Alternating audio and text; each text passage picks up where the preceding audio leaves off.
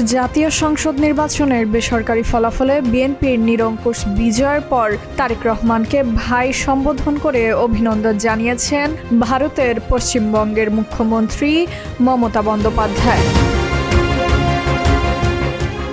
বৃহস্পতিবার দুপুর ১টার দিকে সামাজিক যোগাযোগ মাধ্যম এক্স হ্যান্ডেলে দেওয়া এক পোস্টে এ শুভেচ্ছা বার্তা জানান তিনি। ওই পোস্টে বাংলাদেশের সঙ্গে সুসম্পর্ক বজায় রাখার প্রত্যাশার কথা জানান মমতা।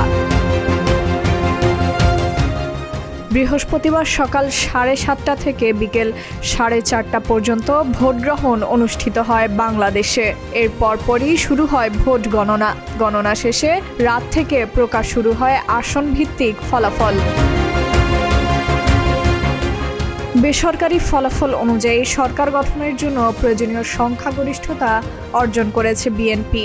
সংবিধান অনুযায়ী নতুন সরকার গঠনের প্রক্রিয়া শুরু হবে নবনির্বাচিত সংসদ সদস্যের শপথ গ্রহণের মাধ্যমে। তবে এবার স্পিকার না থাকায় শপথ গ্রহণের প্রক্রিয়ায় কিছু অনিশ্চয়তা থেকে গেছে।